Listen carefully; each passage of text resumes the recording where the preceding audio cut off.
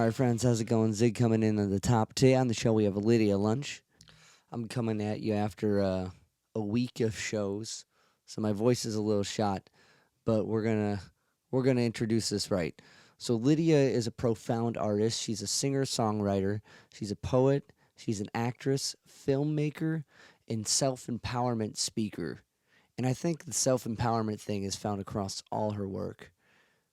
I was a little intimidated with this interview just because of the her immense career, the amount of films she's been in, the amount of records she's made, and even books that she's written. It's a huge list. It's quite an accomplishment, and it was really hard to jump right into it. But to gain a grasp musically, Teenage Jesus and the Jerks, one of her earliest bands, she fronted it, and it was a pioneer band in the no wave music scene. But that wasn't the only band she was in. She was in a band called 1313, Eight Eyed Spy, and most currently Retrovirus, which is covering all her career in different ways. Now, Lydia should sound familiar for some of my return listeners. In the episode with Adele Bertay and Christian Hoffman, their careers have both passed significantly. Christian played drums with Lydia during the 1313 era.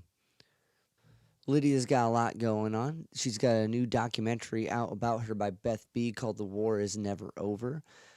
It's playing in certain theaters, and you can go to the website, her website, which is linked with this episode, and find a digital ticket to it, and I highly recommend you do. She is also currently working on her own documentary, Artist Depression, Anxiety, and Rage. She talks to 35 different artists about anxiety, depression, and rage. Now, I don't know if that's going to be the title of the documentary, but we talk about it during the interview, and it's exciting. And I think if her telling this tale is going to be critically important and something to look out for. September 9th at the Buzzbin in Canton, Ohio, Lydia Retrovirus is playing, headlining Femme Fest 2021, a 3-day celebration of powerful female music and art. Get your tickets. The link is below. Lydia Lunch and Retrovirus, September 9th, Buzzbin, Canton, Ohio. Be there. It's going to be epic. It was a pleasure to talk to Lydia. She has for someone who's been through so much, she has such a way of empowering the individual by just showing that you can love yourself as much. And seeing someone and interacting with someone and listening to someone who is so at one with themselves is so comforting and it empowers you to do the same. Throughout this conversation, there was a bunch of Lydiisms and just how she handles and is so comfortable with herself is inspiring and fun. This was a great chat, and I'm very excited to share it with you guys. Before we get into it, I have to share that she also has a podcast. Lydia has a podcast called The Lydian Spin, and I highly recommend that. There was some absurdly amazing guests on it, like Wayne Kramer's on it. That was the last one I listened to, but they've been going at it for a minute. There's a lot of episodes to dive into. If you guys can rate, subscribe, review this podcast on all the podcast platforms, being on the podcast conversation, it helps me keep talking to amazing guests like Lydia and sharing those insights with you. So without further ado, Lydia Lunch. Well, that's definitely a calling that you have to do that and to help people focus when they have a very different kind of reality, which most musicians do anyway. Yeah. So it's great to help people apply, their specificity to an art form. I appreciate that. So thank you for that. I appreciate that. But that comes from artists like you who show it's possible. Because it's so hard, like, there seems to be such a mold of what we think things are, but where you got your start, like, that broke that mold and showed that there's different ways to look at what we've been looking at and different ways to express it and kind of... Yep, absolutely. And go ahead. I was going to say, and boil it down to just this expression. And that's okay, you know what I mean? A lot of, like... It's okay just to, like, thrash this thing and express this in any means possible. And that wasn't possible before. Well, I don't know. I mean, we can go back to out jazz, and we can go back to any number of art forms with people just banging out the need to bang things out, because if they didn't, the blood would boil over. So I don't know. I don't know if I really broke any new ground there, but I just carried on in an obscure yet important tradition, whether it be surrealist, Dada, out jazz, um, music concrete, call it what you will. I don't like to define it. Right, which is pretty Dada of it, right? Exactly. But that's awesome, and I think that's it. Just the fact that you're out there doing it is keeping that idea fresh and keeping that possibility still possible. And I mean, I did from like probably the age of 9 feel I had a calling to do what I do, to be a mouthpiece for those that can articulate the scream inside so many of us, even though, I may be speaking directly to an intellectual, a political, a sexual, and a musical minority. I still found there was a big gap that my big mouth needed to step in and try to address. And hence, I'm still screaming into the void.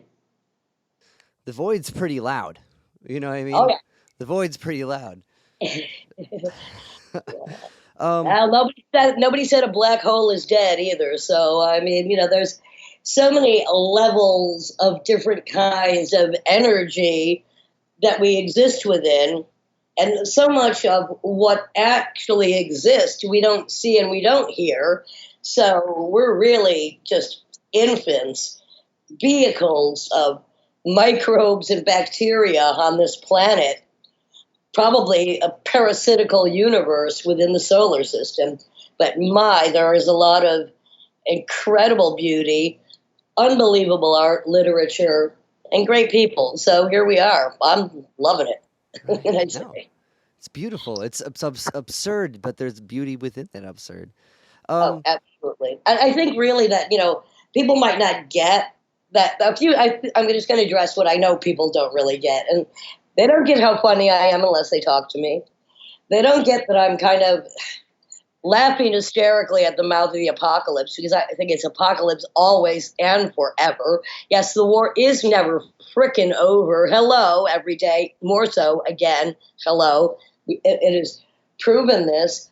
But also, pleasure is the ultimate revenge, and you have to find beauty. Otherwise, the enemy wins by driving you insane with fear and horror. And I refuse. I just frickin' refuse. right. Pleasure is the ultimate revenge. Well said. Well Ultimate said. rebellion, because what else do we have? I mean, and it's the first thing they try to steal from us, whether it's, through economic, whether through poverty, through religion, through parents, through bullyism, through school, through every device they can think of. I mean, they try to batter the individual into being just, another cog in the machinery. Ain't gonna happen here.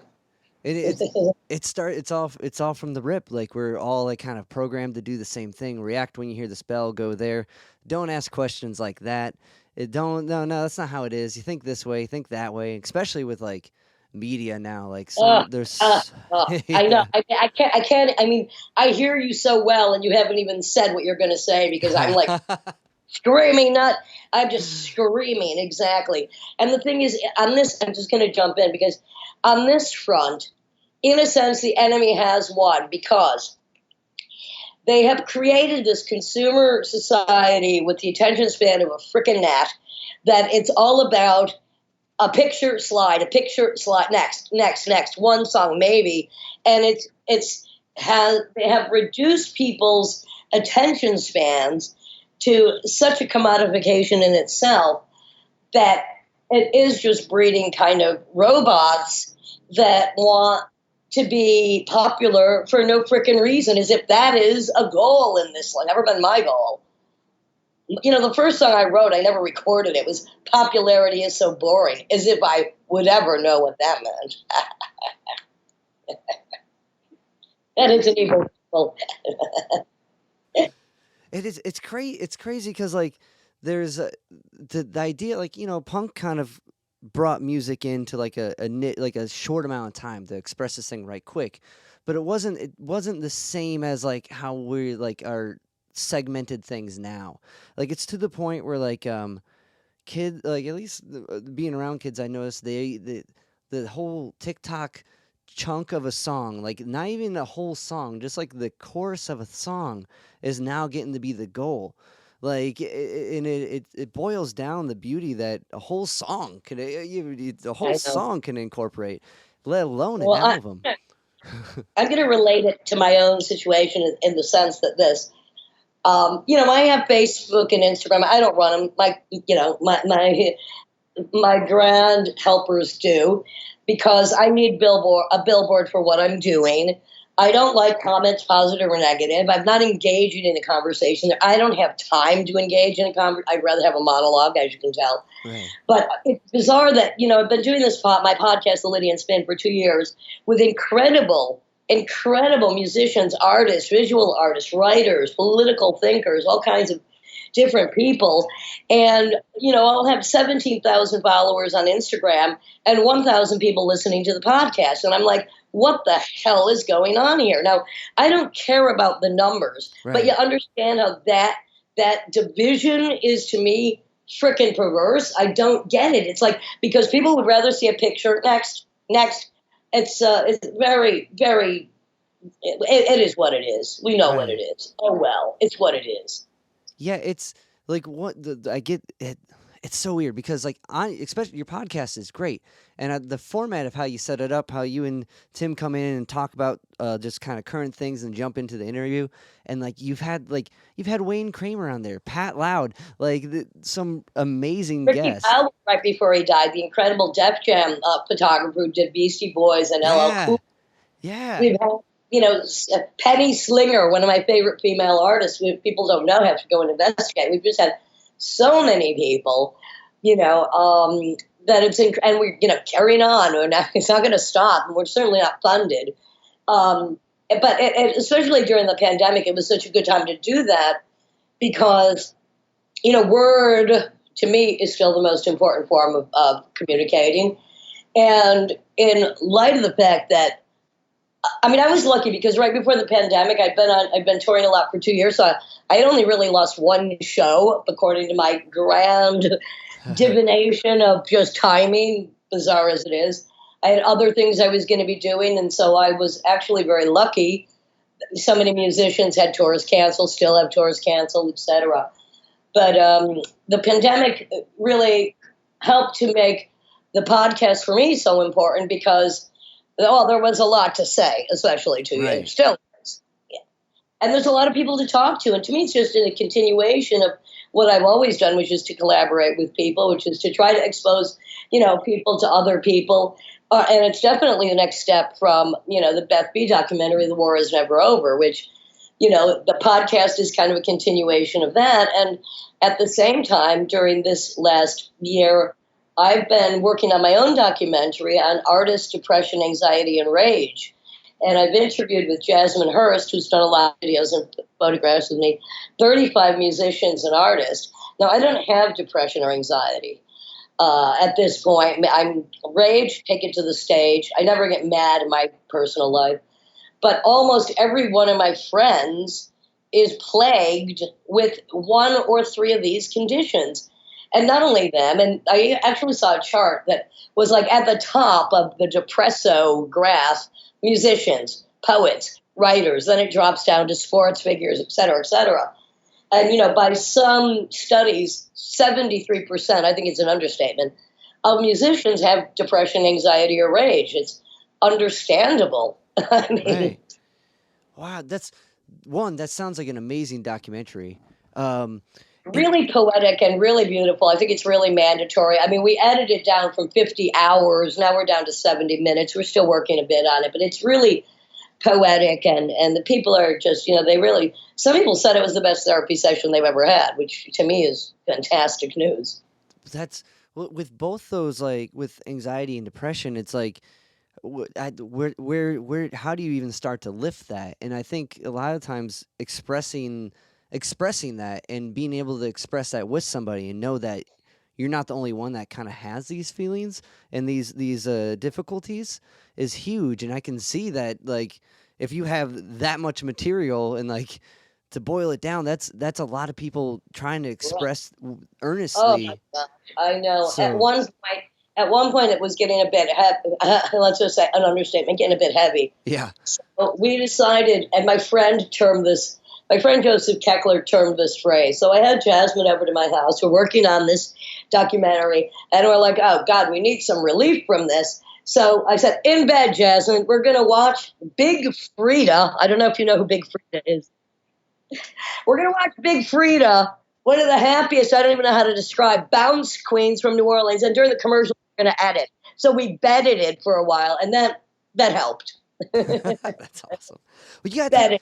that's a big thing, is taking that check, seeing like, okay, if I keep doing this, this is going to wreck some stuff, and being able to call and change those dopamine spikes, Oh, yeah. even it out.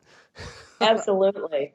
Absolutely. It was a well-deserved session of bedditing at that point. But there's so many reasons why. There's so many causes of depression or anxiety. I mean, from hereditary, genetics, gut bacteria, Right. nature, nurture, parents, existential, chemical imbalance. I mean, it's not one thing. But what's interesting is when talking to people about anxiety, almost everyone I talk to says the same thing. They have thought loops. They're like caught in this like psychological Tourette, which to me, I mean, I think, look, I'm an in-camera editor. I think of something, I do it. That's it. Right. I write, I don't even edit. My writing is just, it comes out as it is because I'm really like an in-camera editor of writing and everything I do. That's just a gift I have. And I appreciate it more after talking to so many people that are caught in these thought patterns that are just like being on an endless Ferris wheel going round and round. It's so horrifying to me. And, and then with the rage, which people just say is depression turned outward, what I just recently realized when talking to another one of my friends who's besieged with these conditions is, one of the first spoken word pieces I wrote was called Daddy Dearest. And that was right out the gate. And I think dealing with that immediately saved me from many years of anxiety or depression or rage, because I was able to puke forth the pain, which I always knew mine was not the worst, that I'm speaking for other people that can't articulate this. And I was just telling a friend of mine who's also a writer, I'm like, you have to write the letter to your mother, who was, the bane of your existence, the same way I wrote it, right out of the gate. And it really puking the poison out when others have shat, on our psychic defenses is just a really good advice. I don't know what else to call it. I mean, it's mandatory. Because you are not alone. And the thing is, I never felt like I was alone. I never had shame or humiliation. I saw the bigger picture. I saw that whatever trauma the individual has, which usually starts in the home, in school, with religion or poverty, it's so much bigger, because then it goes on to the politics in this country. Then it goes on to the politics of the world. And then it goes on to the thought of, this ever-present evil eye in the sky condemning you till eternal damnation as a way of controlling you. Gotta go. Right. Gotta go. Always been my subjects, the unholy trilogy, the father of our country or any country, and God the fucker. Gotta go. That's 100%. Well, and what's amazing about it is it's you just even doing that is you taking action over it and Right. knowing you can, as opposed to like bottling up and feeling like you can't do that. And like, Right. Yeah, a lot of people get caught in that because they Right. do feel that they're alone, because they think it only happens in my house or only happens to me. And no, I mean, the thing is, horror is so widespread and in so many different flavors, and and also, I mean, look, as spoiled white people to whatever degree, even if Right. we're not the 1%, right? Right. We still have it so much better in Right. spite of the disaster that this country is in. And we do have, that privilege which doesn't necessarily make you feel any better. But however, we have to, and it's interesting. I was talking to Meryl of Tune Yards yesterday. She'll be on my podcast soon. And she had to deal with a lot of white privilege guilt, and she did it in her music. And it was very interesting to speak to her. Interesting. How did she express it musically? Like, or how did she handle that Lyrically, and she was just lyrically? talking about it for a while. She was just like, because she was accused of appropriation. Give Oh, me a okay. fucking break. Wherever you're influenced by, whatever you want to pay homage to, it's like everybody appropriates everything. Nothing Right. is fucking original. It's the way that you present it, that it's the spin you put on it. Get the, appropriation, cancel culture. Fuck, get the hell out of here. I canceled them before they could cancel me, whoever they are. I don't care. Yeah, the cancel culture things, it doesn't help anything. Even if it's No. there's no way to learn if someone's not fucking up. If you know what I mean, like if there's even like not to say that all that stuff is good, but we gotta learn from somewhere. Don't act like that guy. Don't think like that guy. But if there's none of that around, and we're only there's no individuality, there's no growth because there's just like stagnant. Well, what I find so bizarre in this time, and I always think one of my mantras is the same as it ever was. Is it really much different than feudal times? There's still these false kings. Slavery has been expanded so that most of the world is in it. Because if you think $15 an hour is going to get you out of poverty, it is not. And most people don't even get that. So wrong. But I mean, what's really perverse to me is we have the new Puritans, the new puritanical. And by the way, America was founded by the Puritans, not for religious freedom, but for freedom to be religious freaks and mass murderers. So we have the new Puritanism on one side, and then we have Cardi B on the other. I mean, this is such a it's a conundrum to me. It's like, I mean, it's kind of bizarre. Very. I mean, when you look at it that way, it's just kind of freaking bizarre. And we have, somebody catcalled me. Well, in the meantime, women are being stoned to death in Afghanistan, In the meantime, people are having their heads cut off for being journalists. I mean, need I say something else? No, 100%. Like but if you don't if you're hyper if you don't get to see the bigger picture like that, it's hard to realize that maybe not hard to realize, but it really you can hyper fixate on something that's not to say that getting catcalled's not shitty because it's shitty, but you know what I mean. Of course. I listened to you did a you did a podcast with Adele Bertay, and the conversation you guys got into with sock the guy at one point. I was like, yeah, Well, sock the guy. Hello. One of my mantras was, women were once warriors. What happened? I'd rather call the newspaper for, kicking someone in the shins, making them fall down, poking them in the eyes on the way down, having them cry for their mommy, than because they grabbed my ass. I'm not going to call the paper on that. I'd rather call the newspaper because I took somebody out. I mean, we can't change really. I mean, look, not all men are assholes. We know this. I mean, mostly just men in positions of power, but most assholes are men. I mean, but we can't continue to play the victim. I mean, when there are much greater horrors out there. I mean, that's my only thing. I'm not blaming victims.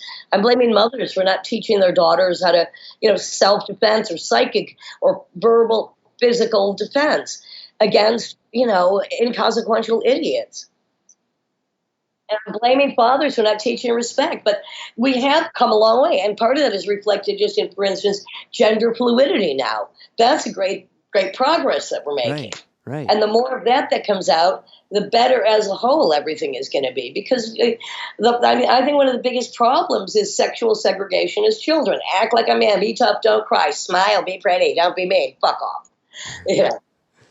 No, definitely. And just being allowed to be okay with yourself is great. And there needs to be more of that and the exception of it, but but also knowing that you have the ability to you and Adele put it in a good way where like how you just said, bringing that power back and not to diminish those situations and or victim blame, not to victim blame, but also more than empower. And that's one thing I love about what you do is you shine light on stuff like that and shine light on chances where there could be, you have it. You can do it. You can Right. handle the You have situation. look, women are pretty freaking powerful. I mean, some of us shit out watermelons. Give me a break. I'm pretty fucking powerful, honey. If you were feeling my thighs right now, you'd know. You'd only put your head between them if I let you. Come on now. That's another evil chortle, Dave. Just had to get it in there. But no, 100%. And like, I that's important here too. It's important to like even just think it, not to incite violence either, not to like be like, yeah, No, beat people up, but like to know that you not to can. bow down. Exactly, exactly. Not to be so oversensitive that some creep is going to ruin your day. I mean, but both Adele and I mean, growing up, we both grew up in, hardcore situations, but then Right. New York in the late 70s, literally every 5 steps as a woman, you were getting hassled. So my way of dealing with it was, because you can't verbally or physically box everyone who's an idiot, was with humor. And it won because they'd be laughing and I'd be down the street. Right. In one of my podcasts, I think it was the one with Tanya Pearson, where I give women some advice on how to deal hilariously with creeps. Somebody goes, "Do you like older men?" "No, I don't. They smell like cheese." They put their hand on your back. Say, "Why don't you lower it so I can shit in your hand?" I mean, there are ways of dealing with things. That's awesome. That's I mean, I don't know. Maybe I don't even know what else to say beyond that. There yeah. are dealing. Look at the bigger picture. It's a matter of perspective. Right. You can't sum everything up. I mean, look, this is why I'm still frickin' talking after 43 years. Like, you can't sum everything up. I'm not a solutionist, but I will continue to make noise about the shit that still bothers not only me, but a lot of other people. It's all I can do in Right. whatever format I choose to do it in. Right. No, and I think I don't know, just kind of touch upon the humor thing. The humor thing can, I think that one, it can it makes comfort within you and the person who's in this case being a creep. You know what I mean? It lightens it. It automatically flips the Right. situation. If anything, it embarrasses the other person, which Well, if they're automatically humbles laughing, them. let them laugh. You know what I Yeah. mean? Yeah. Laugh. Another street trick I have is almost every woman I ever see on the street, I always say, "You're looking beautiful today, darling." Like, and it's not a predator thing. It's just that first of all, women often smile at each other when they're on the street. I don't know why. We just do. I like to smile at old people, and I like to flirt with women just because they should be told they're beautiful. They should, without being predated upon, they should give them a little joy. I Right. mean, it's just something I do because I think it's needed. I don't need to hear it, but I don't mind saying it to somebody else because, that's that's the joy I can spread. When I'm breaking down everything that annoys me on the other side of that coin, comes just spreading whatever bit of joy or mirth or pleasure. That's a good balance of it. It's interesting because, like, I heard some comedians say this, and I'm sure you have too. But I'm blanking on the comedian's name. She brought up this bit where she's like, guys will say, "What's up, boss? What's up, champ?" And girls will be like, "Hey, bitch." You know what I mean? Like they'll Yeah, they'll their compliments are kind of demeaning to themselves in some way, and like going around like that and being, "Hey, you look good today," and breaking kind of that kind of like maybe yeah. like fear. Well, I mean, I would never. I gotta tell you another trick, just while we're on tricks of how people All can right, all right, I'm deep down. with things. For instance, I was on a train and somebody was talking really loudly. I mean, really annoyingly, really dumbly on their cell phone. And when there was a tiny pause, I just went over and I said, "You are so beautiful today." Really quiet, and their voice dropped by about 10 octaves. I wasn't gonna go, "Yo, bitch, why don't you shut the fuck up?" Right. No, I just went over and I went the opposite. And I just like, "You are looking so beautiful today. You really are." And suddenly they started talking like that. Yeah. So you just have to be clever Right. in this world. It's not so difficult to not jump to the first gut reaction, or maybe you got too much bad bacteria in your gut and it's making you be oversensitive. Clean it out. Yeah. Well, it's interesting. That silence is the loudest dynamic, right? So like once things get quiet, they start to be heard louder, and in some cases, right? Like in that, you set the tone, and like put that person in check. That's awesome. Well, what's interesting, one of the words I say the most to Tim Dahl when darkness falls is volume, because the darker it gets, unless I'm on stage, the quieter I like to get. And I do like silence. I'm not afraid of it. But I also like whispering because I'm paid to shout. Why would I do that in my spare time? That's ridiculous. Right. But volume and duct tape, I often say to Tim Dahl, which means quiet down, Timmy. Does he still smell as good as he did in the Oh, documentary? I'll let you know tomorrow night after rehearsal. Yes. But it's just specifically when he's wearing a white T-shirt. I don't know. Okay. All right. He just does. And that was the first question after one of the showings. I think it was at the New York Doc Festival a year and a half ago, where the first question was, how does Tim Dahl smell? And I'm like bleach on the beach. He smells good. That's awesome. Well, got to give it the sniff test. Right. So to kind of shape some of her narrative here. So I talked with Adele because I read her book on Peter Lofner, and I heard or read from you that part of the reason that you headed to New York was reading Cream magazine. Did you ever read of any of Peter's articles? Or Well, I'm sure I did, but I certainly don't remember them off the top of my head. Okay, because it's interesting because I was interviewing Byron Coley the other day for the podcast. Yeah. So we were discussing a lot of those early rock magazines, and also just, I've known Byron since the late 70s. It's interesting, maybe early 80, but yeah, and he, he certainly picked up the I don't even know how to call it, the slack after rock journalism waned at that one period, because there were so many good rock magazines in the early and mid 70s, so many great rock writers. Right. Was it in Cream? Like Cream's had this, I guess, had this thing that was drawing people. I don't know. Like Peter's story really captured me, and a common thread between aside from the Cream magazine and you and Adele and just being in the same area was in Peter and the Wolf's Adele's book. When she gets to New York, she sees Suicide. Her first show is Suicide. Yeah, mine too. I know. Was that the same show? I don't think so, because I was there before she was. Oh, okay, I was about to lose my mind for a second. I'm like, that is so cool. But what a group, and like it just now, because you came to New York to do spoken word, right? Well, but that was my goal. But right. At the time, it was just there was no really vehicle for it. So, what's weird is I started a band that's half instrumental. Go figure that one out. I guess because the title says enough sometimes. Right. What I found interesting though is even though there was no vehicle for that, what inspired you to do that? What poetry were you getting into, or Well, it was more just literature in general, and I can't say there was a precedent. Okay. I could say it's interesting that when I landed in New York and moved into and squirmed my way into this loft as Kitty Bruce, Lenny Bruce's daughter, was leaving. Right. That was kind of an amazing signifier. Because, George Carlin, Lenny Bruce, but, more so, it was really literature that inspired me. And don't even ask me, because I can't say, oh, yeah, like so-and-so. I wanted to do something. I wanted to do a very different format. And, on my Bandcamp, there's Oral Fixation, Conspiracy of Women, and Universal Infiltrators. And Universal Infiltrators is a very different type of I've done all different kinds of spoken word, but it's more mystical.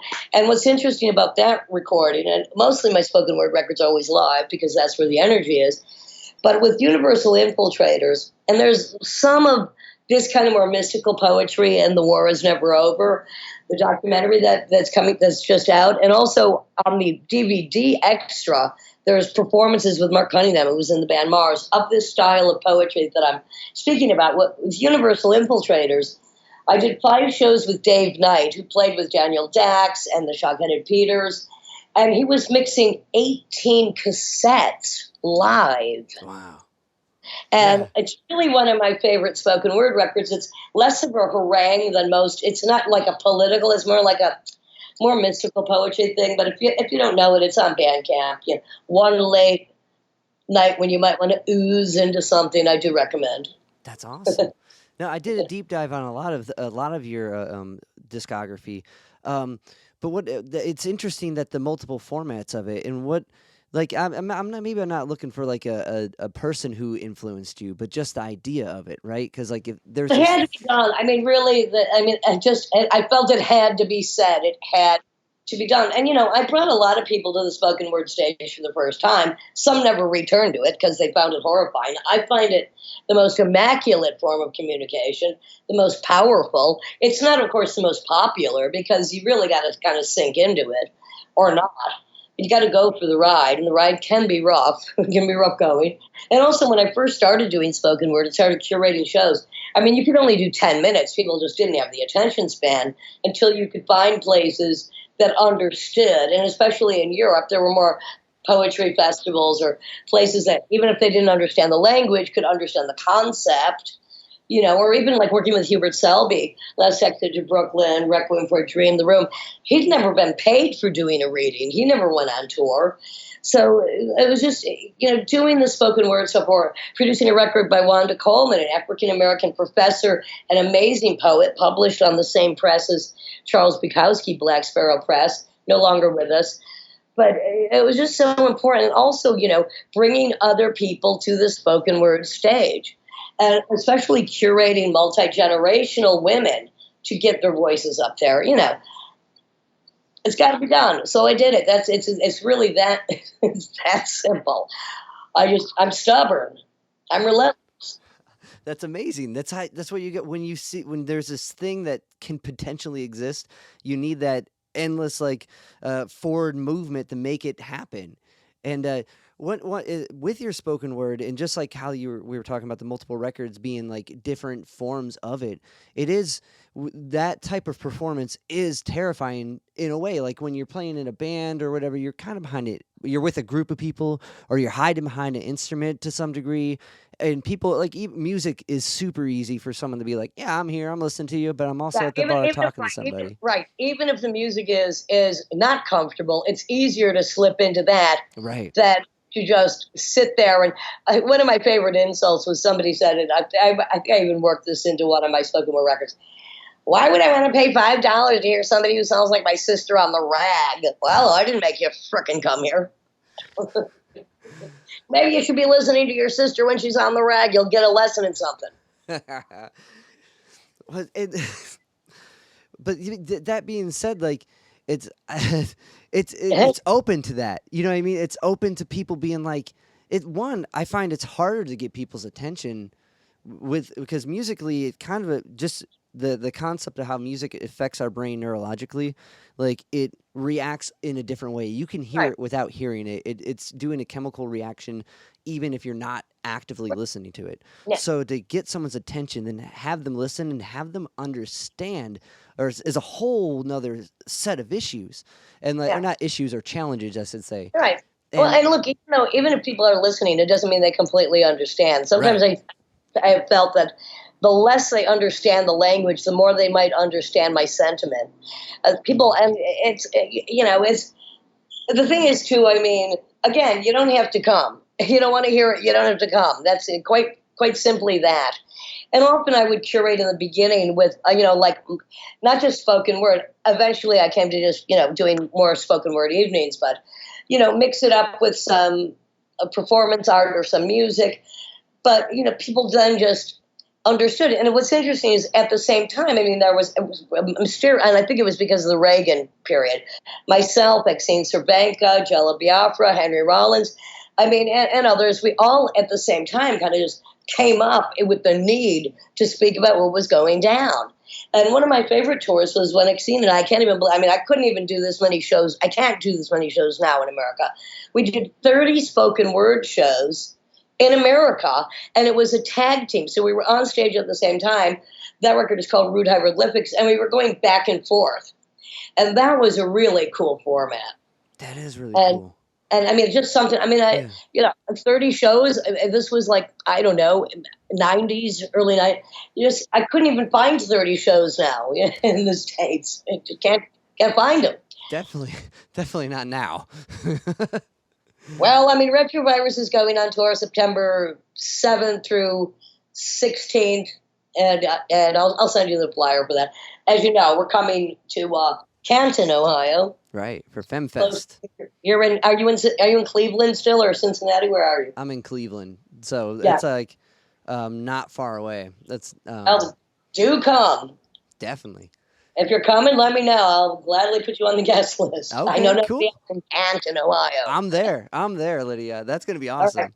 Just remind me the day before. No problem. Bring some friends. I know nobody else there. Never even been to Canton, Ohio. Never even heard of Canton, Ohio. I'm glad to go there. It's, I guess, a Femme Fest, and they've extended it so Retrovirus can play.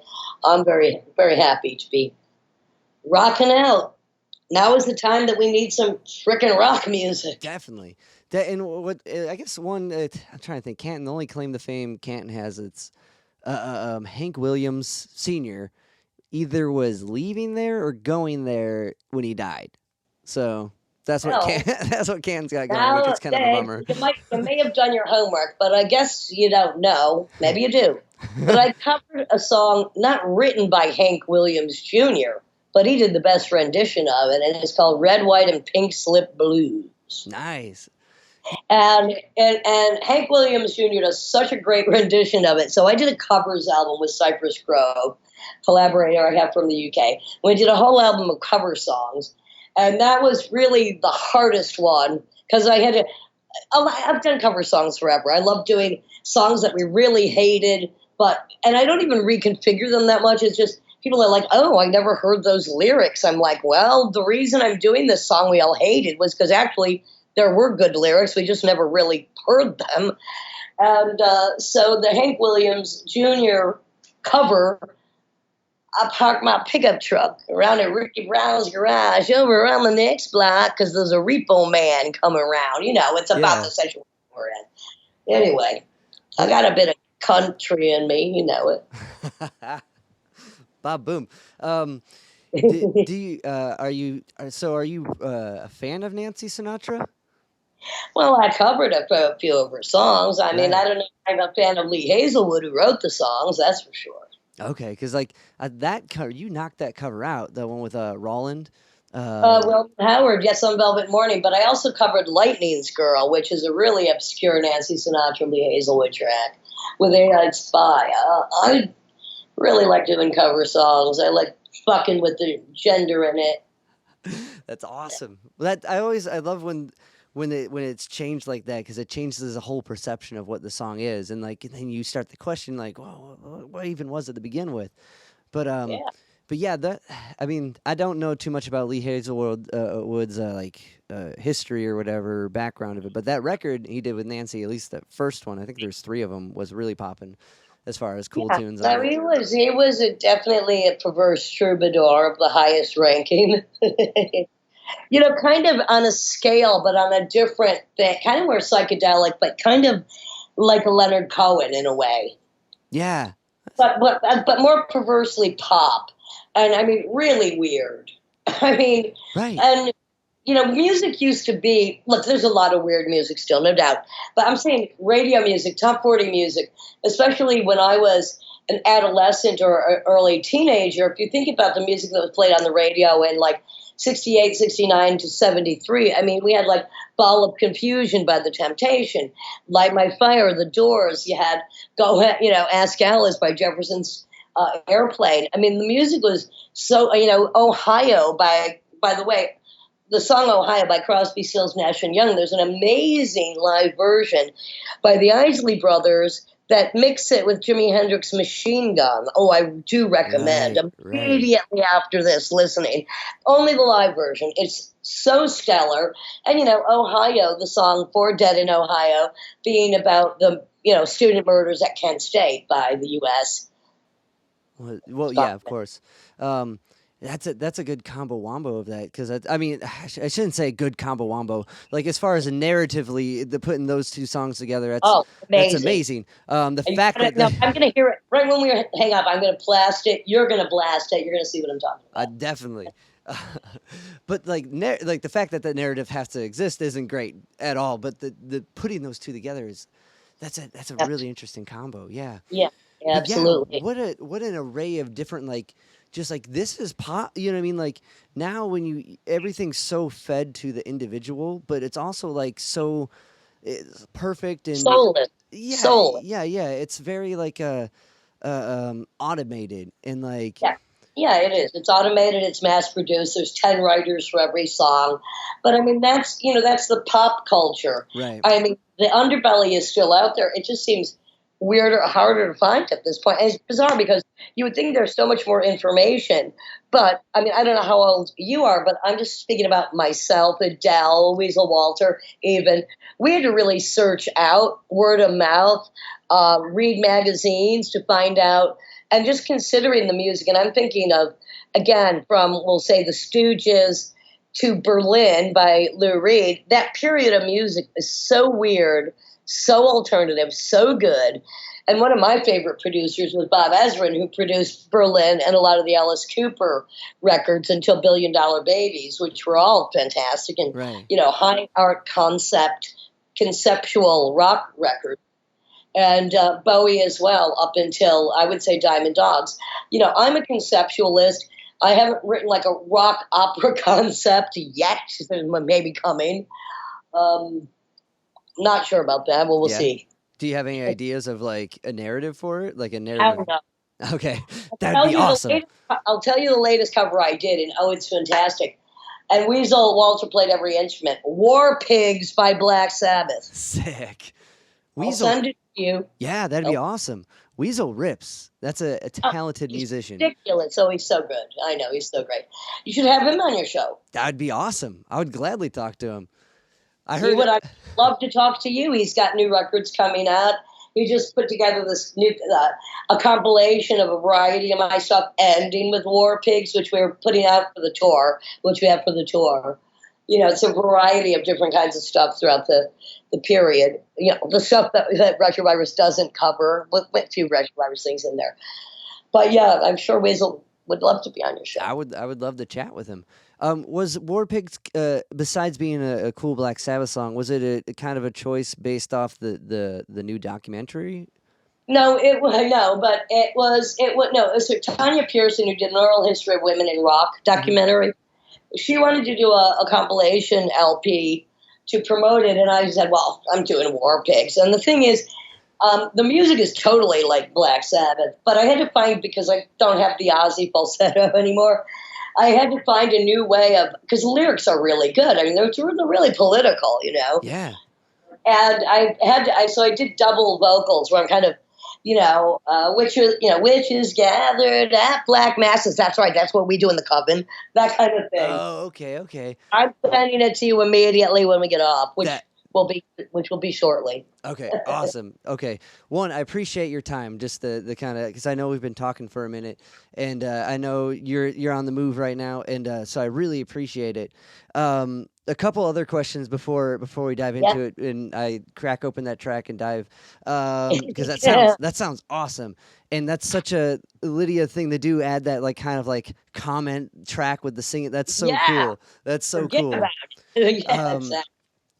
On the spoken word, I wanted to know, like, you have all these skills with communicating with audience. You're able to be sarcastic and funny and serious, and then and I imagine to touch upon what we were talking before, like the audience being confused on and maybe like what the words mean per se exactly, but do you notice, like, does the tone and the performance aspect of it deliver the message more than the words, or is it vice versa? That part delivers the words more clearly. Well, it's a very good question, because what's interesting to me is, sometimes, and this happens occasionally, but this is my favorite element when delivering a spoken word monologue. You'll just see in some people's eyes that their brain is frozen on a picture you just painted, and you're already 2 paragraphs beyond it. So they're kind of in a brain freeze. Now, most artists would be like, I'm so misunderstood. I'm like, if you think you really understand me, you better think a few more times, because I might be being sarcastic. I might be saying exactly what I mean. I might be speaking in a forked tongue. I might just be talking poetry. So because I don't have a dogma or a philosophy per se, what I think is most overlooked, but which is very important to me, is the poetry of the language, is twisting shit, and also sophisticating. And I mean, when I first began, I mean, it's like Teenage Jesus. It's a high-pitched Kerrang. Well, then you have to find other methods and other ways. You have to sophisticate the performance. You have to be a bit, and also because the context might be more schizophrenic within a piece. So, I don't even know how to answer it. I hope I illustrated a few of the concepts, but I just still find it mandatory that it's done. It has to be done, and mandatory to put on shows and curate and bring other people to the stage. Because, again, here it is. You can take it or leave it. Nobody's beating you over the head to get in. Definitely. No, you did touch upon it, because there's no right or wrong way for it to be conveyed, but as long as it's conveyed, and that goes back to that, the artist or the performer choosing and having that action to be able to put it out. Kind of like a sub question within that, do you find any of those methods more successful than not? Like, it seems like the comedic route is good at deteriorating and putting someone at ease in a high tense situation, maybe, but on stage, do you find a sarcastic thing or a scream thing? It's a very good question. Who knows? I mean, first of all, the success is in whose eyes? Right. Yeah. But this is why, for instance, my later spoken word, more recent, for instance, I would break things into song-sized chunks and often have music with it that I compose, psychoambient music, so that there is more variety. You know what I mean? Because different pieces need different presentations about the tone of how I'm delivering them. And that is important. Everything can't be delivered in the same intensity or tonality. So, it's just a matter of what the piece is. Is it a monologue? Is it a lyric? Is it a piece of prose? Is it a story tell? What is it? Is it cut into song-sized chunks? So, okay. I mean, this is why after all this time, and trust me, I didn't even know a quarter of the 384 songs I've supposedly written. Of course, it sounds like a lot, but then you go, hey, that's not even 10 a year. You better pick up the slack. When you do the math like that, yeah, it does. I guess it doesn't sound like it, but it is a lot. It is a lot. It's a lot. It's a lot. That's all I did. Let's face it. I've done other things too, besides just sit around and doodling some freaking lyrics out. No, your output is impressive. With the amount of written work, filmed work, and recorded works, and that it's you weren't sitting around, that's for sure. Even if hang on now, Dave. I love sitting around. Don't underestimate my laziness, because I love to luxuriate. I am a forensic freak. I like to do nothing, sit down, and be quiet. It's just I also know how to discipline my time. Right. So that's that. I mean, and look, it's not how much you do. It's what it means in the end. Right. I mean, period. It's not the amount of work. It's, and I don't sit around, look, I don't have a box of unpublished or unsung lyrics under my bed. It's I create for what needs to be created at that time in whatever format. I don't sit around and think, oh, if I didn't create something today, like some people, I don't exist. Not true. My existence is art beyond art.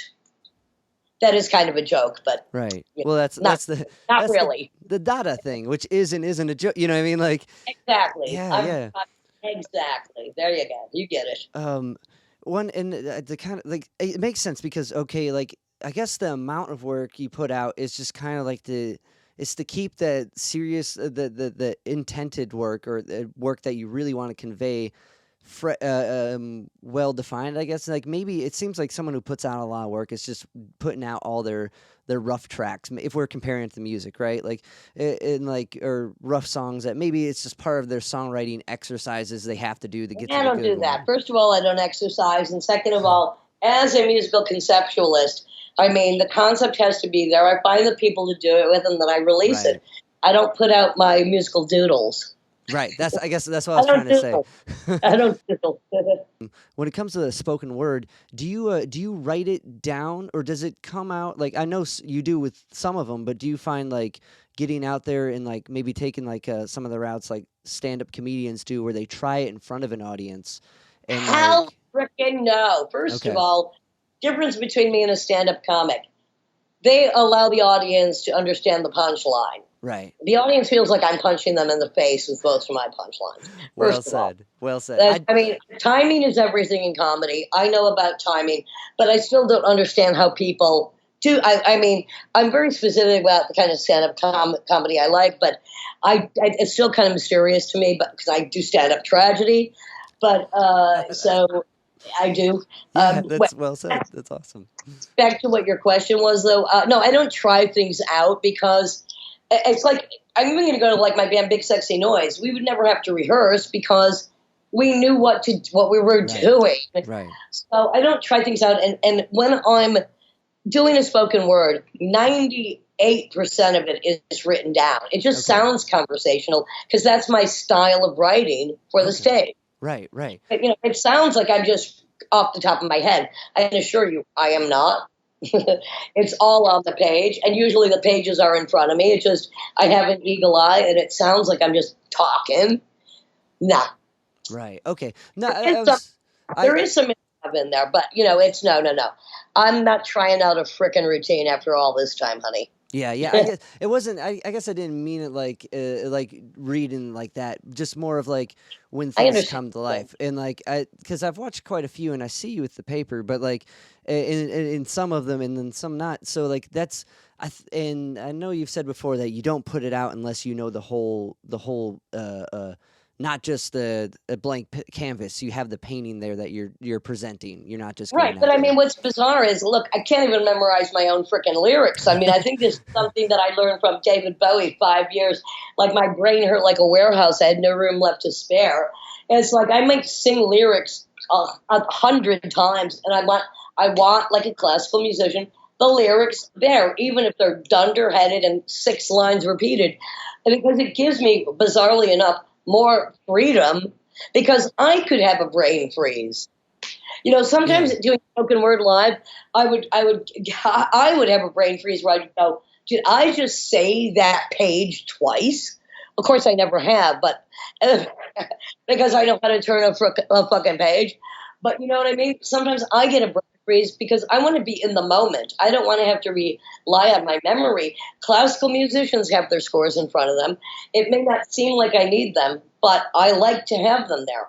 And especially if I'm doing a monologue, I mean, they got to be there.